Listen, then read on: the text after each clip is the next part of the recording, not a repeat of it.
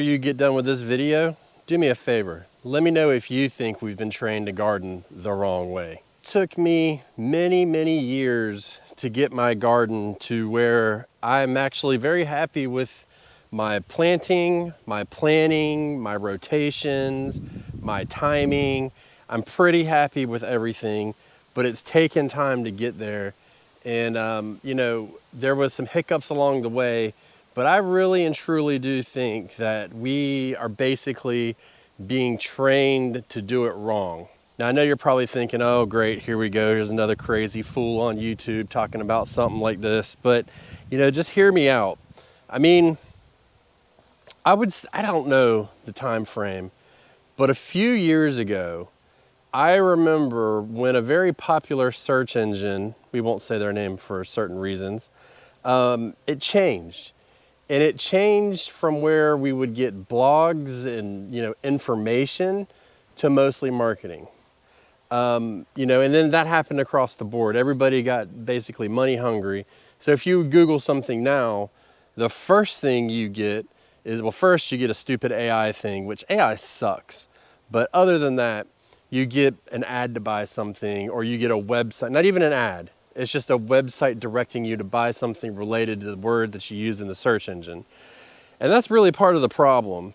The information's not out there, and it's interesting because they say everything comes full circle. Majority of the knowledge I have in my garden came from, I think, 4 places.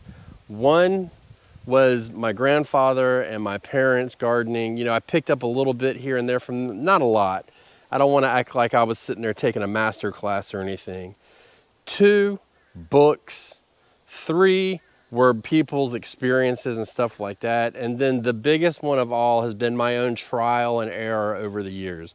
Just constantly working through the garden, making adjustments, testing it out, watching and doing all these things. Once I started really getting into it and starting my own seeds, saving my own seeds where I wanted to and where I could, then things really started to change, because then I got a lot of freedom.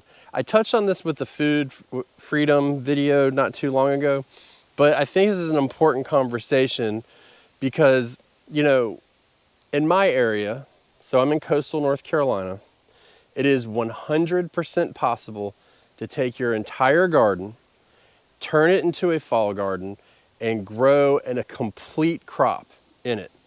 Yet when I ride around, I see nobody with a fall garden.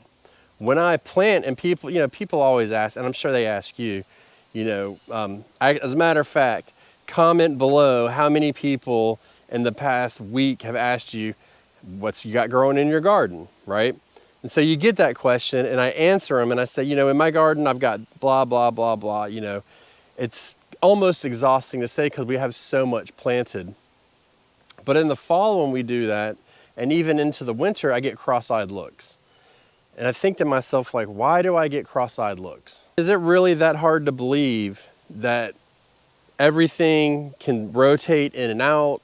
You can get full crops, you can get full harvest. It's different kind of crops, and we need to understand that. Here's the deal. Come spring, you can walk into any store. Hell, you can almost walk into a gas station, it seems like, and buy a tomato plant. And you can do it on up until probably way later than you should, August. But here's the problem with that. Every time you see that, even though you know better, even in my mind, I look at it and say, well, maybe I could squeeze another crop in. Maybe I should get one more. But what you don't see in these big box stores and stuff like that is you don't see the same volume of a fall garden coming out. You don't see the same volume of different crops meant for cool season, and the education that comes with it, that in fact, most, if not all, of your cool season crops can live through a frost. That's the key here. It took me many years to understand that. And I could not believe it. And even to this day, I do it all the time, and I still get amazed by how cold these crops can handle. It's just absolutely stunning. Isn't that a pretty pepper, by the way? That's nice. Well, I mean, that's why on this channel I focus so much on gardening earlier, starting your plants earlier, getting them in the ground earlier, figuring out your timing, knowing everything. And the other problem is with the cash grab that goes on right now, there's a lot of focus and a lot of kitschy things that's like, plant this now. Well, it doesn't work that way. I got really bad news if you think it does. It does not work that way, and every single place needs to garden different, everywhere. So it doesn't matter where you are, you're gonna be planting in a different time frame. For instance, on the Backyard Gardens podcast is myself in coastal North Carolina and my co-host Batavia, who is in Chicago, Illinois. Two totally different places. We plant the same plants, but we do it totally different times. I cannot follow her path in her garden because I will not get a harvest. So we need to be very careful of that. But there's not enough discussion out there about the timings and everything. It seems to me that it's all about this is how you do it, and you do it now, and if you don't do it now, you're gonna miss it. But that's not really the case. The case is Texas is different from North Carolina, which is different from Maine, which is different from Colorado, which is different from California, so on and so forth, right? So, I mean, if you look at all that, it's really a shame. But it gets even worse than that. I do need to pick some peppers, so let's hang out for a minute and talk about peppers. Let's say you go and you buy a Ferry Morris pepper seed, okay? You buy a Ferry Morris pepper seed. Oh shit, I just cracked my plant. So I just cracked this. What I'm gonna do is I'm gonna tape it up and it should be just fine. It may die back, but whatever. I've done it many times, fixed them. But when you buy the seeds, you'll get a little graph, right? And it'll say plant this in this area, this time, that time, blah, blah, blah. We take that at face value and we look at it and we say, okay, we're gonna plant it at that time and we're gonna do this and we're gonna do that and everything's gonna work out and we're gonna get it in the ground. You know, let's say it says anywhere from, in my area, I believe the last packet I looked at, I don't look at them very often, but I believe it was somewhere from May to July. Well, if I put a pepper plant in the ground in July here, I'm not really gonna get a harvest. I may get a pepper, but it's gonna really struggle. It's too broad, it's trying to do too much, and it's not really helpful to anybody. And that's really a problem. So we wanna make sure that we understand that we need to do our own research and we need to try ourselves, because these people are misleading you. Because if they sell you a pack of seeds and you plant them wrong and they don't work out, then you're gonna come back and you're gonna buy another pack of seeds. 2-for-1 purchase, right?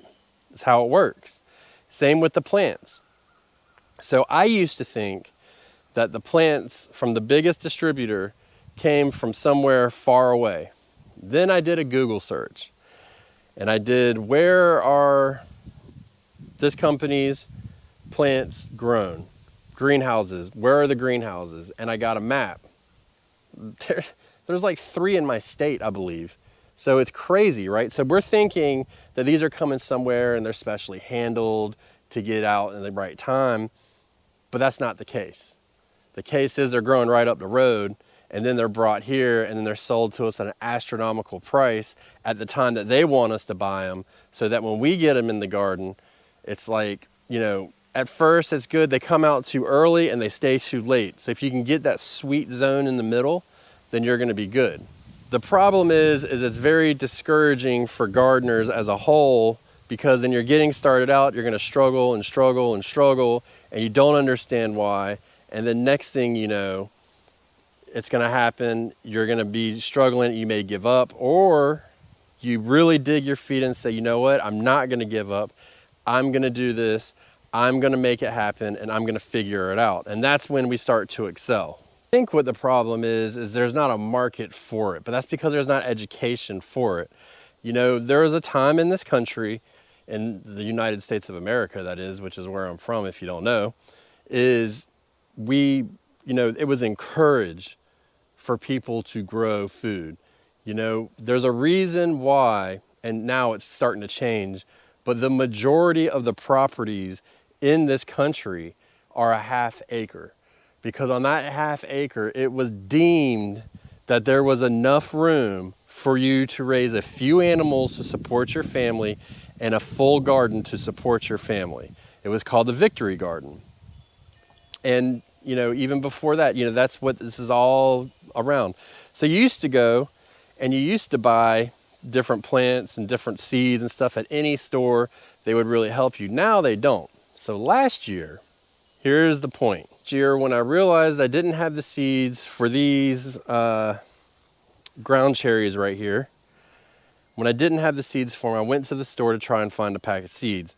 I typically don't go to the store anymore. I don't like to support Fairmores, I believe, which is what they sell at the Lowe's by my house. I don't support them because they put out false information. I've made a video on it before. You're welcome to go find it if you'd like. I did a post on Instagram, I think, all that good stuff. But when I went to go find these seeds, or any seeds, time frame was right around February to February 14th, somewhere in there, to be exact. And the reason why is because that's the time when we start tomato seeds in this area. It is a cold, hard fact. That's when you start your seeds. So I go in there, there's no seeds.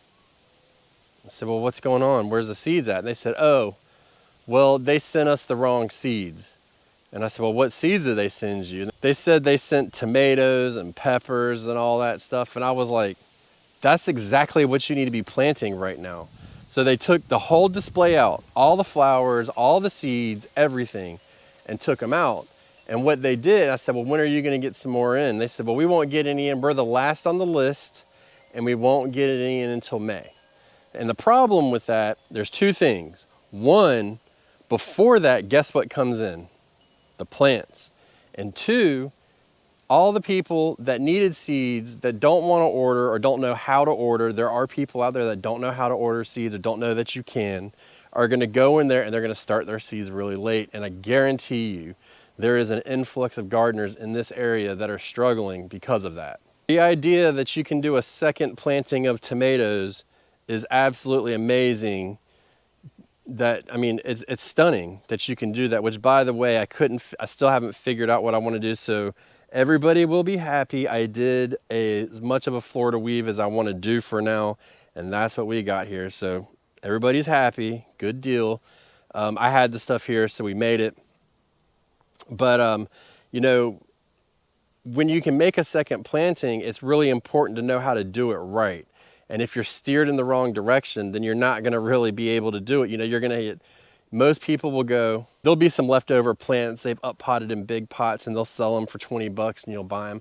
Well, you and I both know, and if you don't know, you're about to know, those aren't really the tomatoes you want to plant. Typically, they're overgrown. They're really stressed out. I mean, if you think about it, they're in a small half-gallon pot. They've been sitting in the heat, you know, maybe overwatered, all this stuff. It's usually not the best. You're better off to get a smaller plant and it'll grow faster. You don't want anything that's got peppers or tomatoes on it or flowers, really. You want it before it starts to flower, and that's when you get it in the ground. Well, if you don't know that, there you go. So that's the problem. It's like, well, we have this, let's get rid of it. Let's just up pot it and sell it for 5 times as much. And then somebody buys it, they put it in the ground, and it just doesn't really work out for them. So before we put our tinfoil hat on, let's just say the moral of this story here is to really take your time and really figure out what goes in where.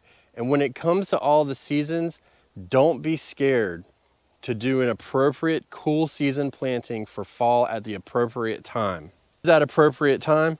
Now is the time to start seeds. Now is the time to start looking at your garden saying, hey, you know what? These things aren't doing good. Let's prepare this area for removal and replanting. You know, there's all these different things we can do, but this is how we're going to take it and really get our gardens going and produce more food. Now, I forgot my ceremonial tinfoil hat. Sorry. But let's pretend we're putting on a tinfoil hat here. I almost wonder if it's not some kind of agreement between multiple industries to make it so that you want to buy food, you have to buy food at grocery stores, through bigger, you know, ag farms and stuff like that. When, look, I grow 80% of my food. I'm not ashamed of that. I do buy 20% of my vegetables from the grocery store. Sometimes it might be 30, but we do still buy vegetables from the grocery store. It's not often, but we do it. But I almost wonder if it's like this mechanism, and it's like a perfect storm, right? It's never like, this is the problem. You know, it's like, this is the problem with this and affecting, you know, it's the marketing, it's the capitalism, it's the, you know, the companies working together, maybe, I don't know. The first two, yes, absolutely.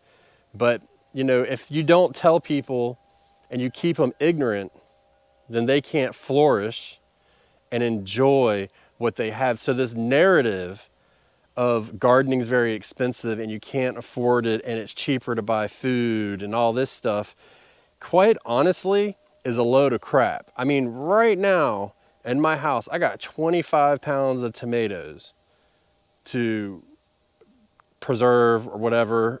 We've done so much freezing and even canning this year, it's insane.